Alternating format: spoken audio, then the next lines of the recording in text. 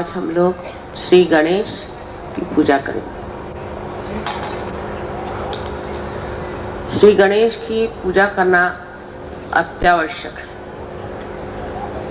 क्योंकि उन्हीं की वजह से सारे संसार में पावित्र फैला था।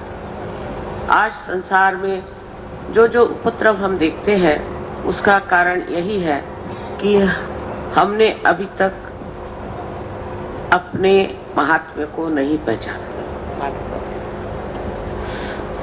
और हम लोग ये नहीं जानते कि हम इस संसार में किस लिए आए हैं और हम किस कार्य में पड़े हुए हैं, हमें क्या करना चाहिए।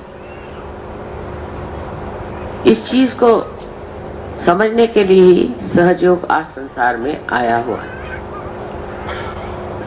जो कुछ भी कलयुग की घोर दशा है, उसे आप जानते हैं। मुझे वो बताने की इतनी जरूरत नहीं है, पर हमें जान लेना चाहिए कि मनुष्य जो है धर्म से परावृत्त हो गया। जैसे कि उसकी जो श्रद्धाएं थी वो भी ऊपरी तरह से आ गई, उसमें आंतरिकता नहीं। वो समझ नहीं पाता है कि श्री गणेश को मानना माने क्या है, अपने जीवन में क्या चीजें होनी चाहिए। लेकिन ये बड़ा मुश्किल है, कितना भी समझाइए, कुछ भी कहिए, लेकिन मनुष्य नहीं समझ पाता है कि श्री गणेश को किस तरह से हम लोग मान सकते हैं। अगर वो एक तरफ श्री गणेश की एक आशीर्वाद से प्लावित है, नरिष्ठ है कि वो बड़े पवित्र हैं, वो सोचते हैं ऐसी बात। अगर आप बहुत ईमानदार आदमी है तो ठीक है, लेकिन नैतिकता में आप कम है तो गलत है। अगर आप संसार के जो कुछ भी प्रश्न है उसकी ओर ध्यान नहीं देते, तो भी आप में अभी संतुलन नहीं आया। और जो उनकी शक्तियां हैं वो अगर अपने अंदर जागृत करना है तो वो कुंडलिनी के ही द्वारा जागृत हो सकती है, दूसरा और उसका कोई रास्ता नहीं। उनकी जो विशेष 4 शक्तियां हैं, उसमें से जो और भी अति विशेष है वो है सुबुद्धि, सुज्ञता। ये शक्तियां हमारे अंदर प्रज्वलित होने के लिए हमें चाहिए कि हम कुंडलिनी का जागरण करके अपने अंदर के गणेश को संतुष्ट कर लें। गणेश की नाराजगी भी बहुत नुकसानदेह हो सकती है। उनका स्वभाव एक तरफ तो बहुत शांत, बहुत ठंडा, और दूसरी तरफ जब वो देखते हैं कि मनुष्य किस गलत रास्ते पे चल पड़ा है तो उससे इस कदर नाराज होते हैं। जैसे कि मैंने पूना में 3 बार कहा था कि आप अगर गणेश जी की स्थापना करके उसके सामने ये गंदे डांस और डिस्को और ये सब गंदे गाने गाइएगा तो वो जरूर आप पर नाराज हो जाएंगे और भूकंप होगा। और वही बात हुई, भूकंप। अब आपको ध्यान देना चाहिए कि हम कौन सी गंदी चीजों के ओर चलते हैं। पहले परदेशियों को म्लेच्छ कहते थे,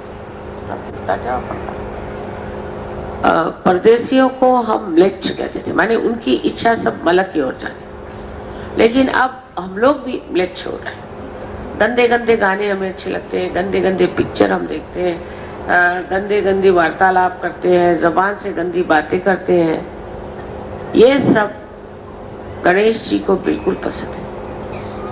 हमारी भाषा शुद्ध होनी चाहिए, हमारे विचार शुद्ध होने चाहिए और हमारे शौक भी शुद्ध होने चाहिए।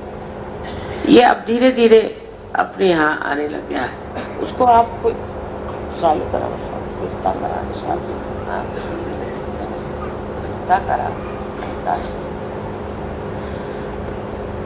इस तरह की जब हम अपने अंदर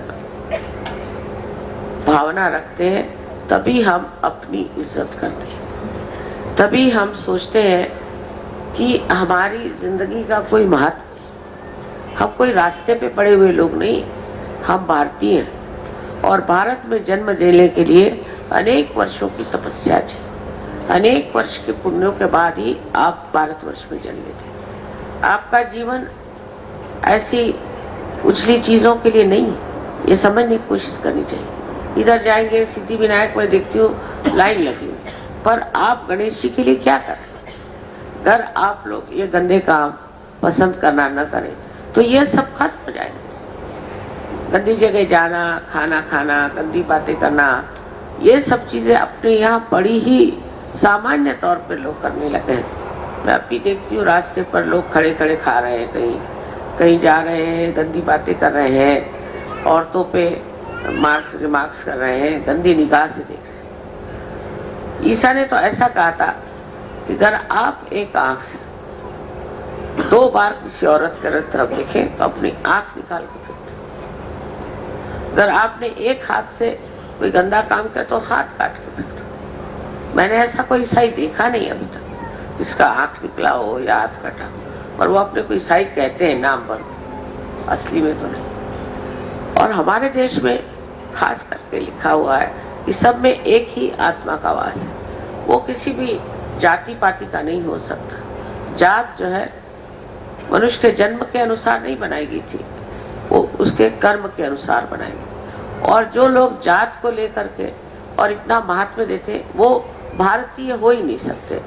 इसलिए जानना चाहिए कि हम लोग कितने काम ऐसे करते हैं जो बिल्कुल धर्म के विरुद्ध में, और जब ऐसे हम कार्य करते हैं तो हमारे अंदर गणेश जी नाराज हो जाते हैं। गणेश जी का नाराज होना भी बड़ा ही दुखप्रद है, क्योंकि उनके नाराजगी से हमें अनेक ऐसी बीमारियां हो जाती हैं कि वो किसी तरह से उसका कोई उपाय ही नहीं, जिसको कि इनक्यूरेबल कहती है, ऐसी बीमारियां हमें हो जाती है। इसलिए गणेश जी को हमेशा प्रसन्न रखना चाहिए। सबसे पहले तो इस पृथ्वी को, जो उनके माँ है, उस पृथ्वी तत्व को जिससे वो गढ़े हुए हैं उसको बहुत मान देना चाहिए। पहले जमाने में अभी होता होगा कि उठने से पहले जब जमीन को पैर से छूते थे तो पहले माँ से क्षमा मांगते थे कि तुझे मैं पैर से छूता हूँ, क्षमा कर। इतना हमारे यहाँ मान था।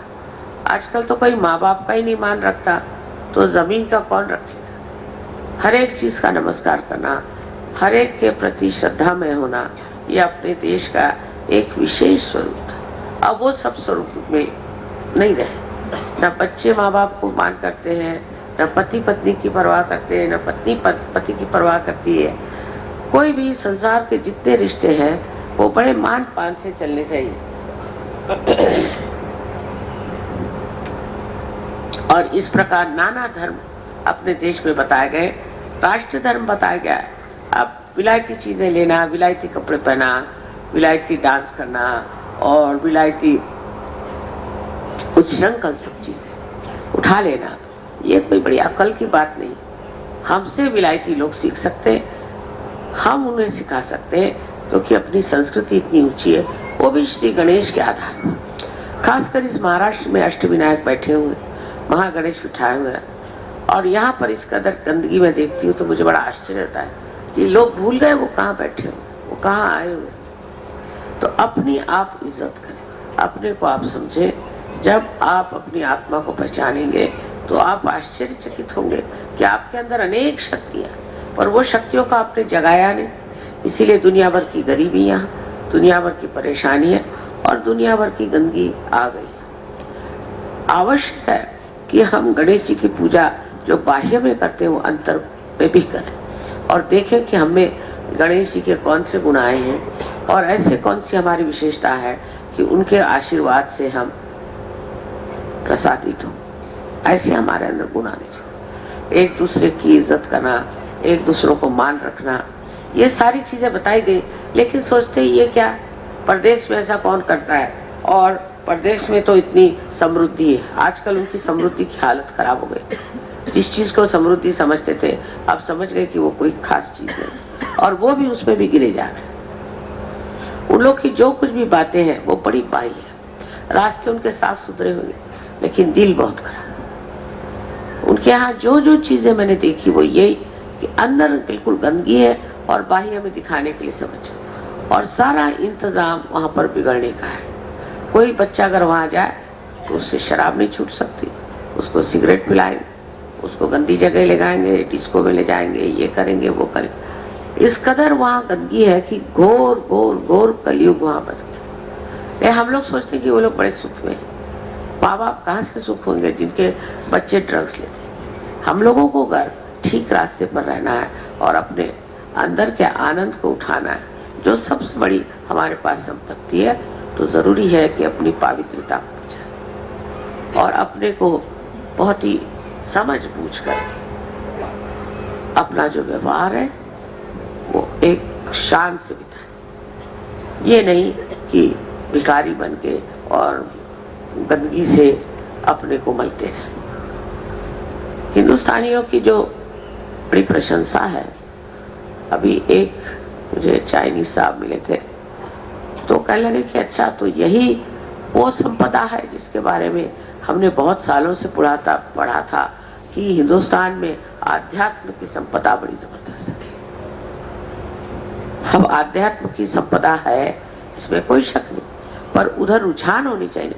रुझान तो हम लोग निच्छ हो गए, मल के और ही हमारी इच्छा जाएगी, जो चीज हमें मलिन करेगी उधर ही हम दौड़ेंगे, तो ये जो सुंदरता अपने अंदर है वो कैसे प्रकट होगी, वो कैसे दिखाएगी। इसलिए जरूरी है कि श्री गणेश की पूजा करते वक्त आप ध्यान रखें कि आप अंदर भी श्री गणेश की स्थापना कर रहे हैं, नहीं तो वो भी नाराज होने में बड़े कठिन है, उनको समझाना बहुत मुश्किल है। वो किसी चीज को भी पवित्रता से ऊंचा नहीं मानते, उनके सामने कोई बहस नहीं चलती, उनको कोई चीज से समझाया नहीं जाता। उन्होंने जो पवित्रता के बंधन बनाए हुए, उसमें रहने से हमें भी सुख मिलता है और वो भी प्रसन्न रहते हैं। Today I am talking about Sri Ganesha. Now we'll be parting, we'll be going back to your own country, and I must congratulate you the way you have come up to the expectations of Sri Ganesh. I am very happy with you people. I wish Indians would learn a lesson from you, that you are the people who don't have this tradition.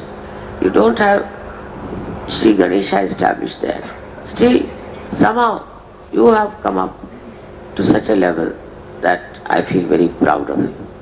And all of them should learn a lesson from you. They are going to the Western life, Western style, Western expression of the filth. But you people have accepted it and are changed so much that they have to learn a lesson. That's what I'm telling them. It's a very good lesson for them. First you used to come and learn here what was Sahaja Yoga and what was respect, what was respecting yourself.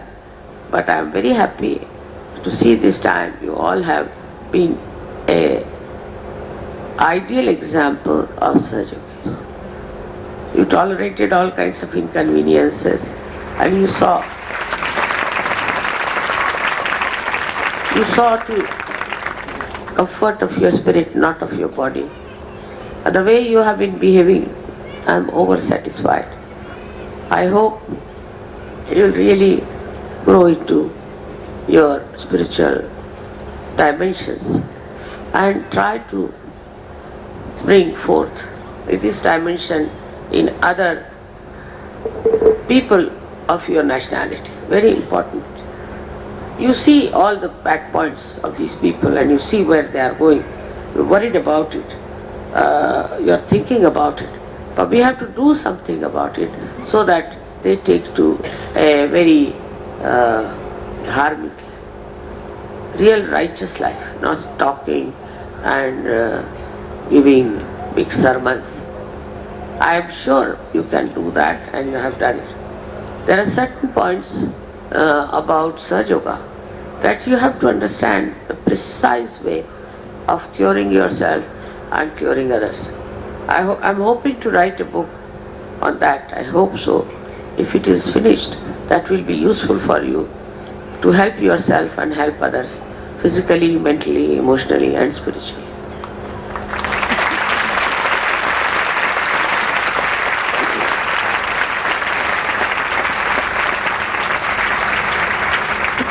The best part is that the way you have controlled your children and you have brought them to proper lines and you have saved them, of this is really remarkable, because in India we have given up our children.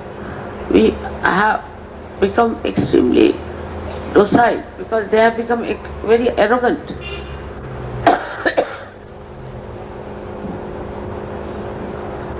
And independent. And our love is so much for the children that we allow them to do what they like.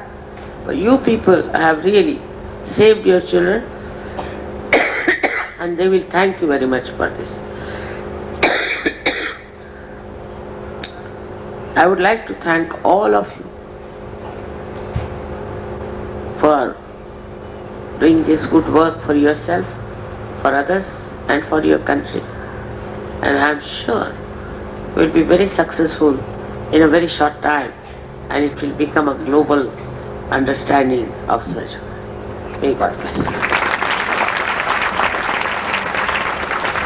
आज पूजेमध्ये सगळ्यांनी निश्चय करायचा की आम्ही आपलं आयुष्य श्री गणेशाच्या चरणी वाहून घेऊ आणि पवित्रता आपल्यामध्ये आणू. त्या पवित्रतेत आम्ही आमच्या मुलांनाही सोडणार नाही, त्यांनाही आम्ही चांगल्या मार्गावर ठेवू, त्यांनाही आम्ही चांगले शिक्षण घरात देऊ आणि वळण लावू. त्यात घाबरू नये. शिस्त ही मुलांना लावलीच पाहिजे. जर शिस्त तुम्ही मुलांना लावली नाही तर तुमच्या डोक्यात बसते. म्हणून मी निक्षून सांगते की जर तुम्हाला गणपतीबद्दल खरंच प्रेम असेल तर तुम्ही आपल्या मुलांना सांभाळलं पाहिजे. भलतं प्रेम काही कामाचं नाही. त्यांनी मुलं खराब होतील आणि तुम्हाला फार त्रास होईल. म्हणून ह्या वेळेला त्यांना जी शिस्त पाहिजे ती दिलीच पाहिजे. त्यासाठी थोडस वाईट वाटतं कधी कधी मुलांना, आपण बोलतो किंवा मुलांचं असं झालं वगैरे, पण तसं काही वाटून घेतलं नाही पाहिजे. हे कर्तव्य आहे आणि आपलं कर्तव्य हे केलंच पाहिजे असं समजून जर केलं तर ही जी समोर येणारी वाईट पिढी आहे ती आपण टाळू शकतो आणि त्याला आपण रस्त्यावर आणू शकतो. हा जो समाज आपला बिघडत चालला आहे त्याला जर ठीक करायचं असलं तर सर्वप्रथम पालकांनी लक्ष द्यायला पाहिजे.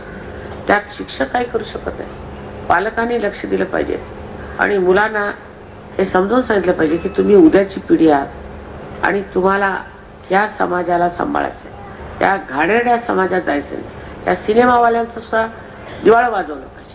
म्हणजे ते असले घाणेरडे पिक्चर काढणार नाहीत, घाणेरडे शिकवणार नाहीत आणि घाणेरड्या गोष्टी मुलांना येणार नाहीत. इतकं होईल की मुलांना हे नकोच असं म्हणतील. असा त्यांचं आताची मुलं फार चांगली मुलं आहेत. जन्मताच पार झालेली पुष्कळ मुलं आपल्या देशात आहेत. पण त्यांना जर नीट वळण लावलं नाही, त्यांना वाईट काय चांगलं काय समजलं नाही तर ती मुलं तेच वाईट कामं करत राहणार. म्हणून आज श्री गणेशाच्या ह्याच्यात तुम्ही आपल्या मनात ठरवून द्यायचं की आम्ही माताजींना दाखवून देऊ की आमची मुलं आणि आम्ही आमचं घरद्वार आणि आमचा समाज हा गणेशाला प्रसन्न करणारा झाला पाहिजे. मला पूर्ण आशा आहे की तुम्ही इकडे लक्ष द्या. बाहेरून गणेशाची स्तुती करण्यात काय नाही, बाहेरून त्याची प्रार्थना करणार किंवा त्याच्या देवळात जाऊन घंटा वाजवण्यात काही अर्थ नाही. आपल्या हृदयामध्ये घंटा वाजली पाहिजे. ती जेव्हा वाजेल तेव्हाच हे पावित्र्य पसरेल आणि त्या पावित्र्याने सगळ्यांचं भलं होईल आणि उत्तम. सगळ्यांनी सहयोगामध्ये जागृती घेतलेली आहे. तुम्ही जर सगळे सहयोगी आहात तर तुम्हाला जास्त सांगायला नको. पण बाकीचे जे लोक आहेत, नातलं, तुमचे मुलं बाळ सगळे जण आहेत, लेकी सुना, सगळ्यांना सहयोग हा आला पाहिजे असा निश्चय करूनच आज जायचं. आणि तसं घडेल तर तुमची इच्छा असली तर हळदी कुंकू करून त्यांना बोलवून हे सांगा की सहयोग घ्या. सहयोगाशिवाय मार्ग नाही आणि तुम्हाला पाहूनही ते लोक योग घेतील अशी व्यवस्था आहे.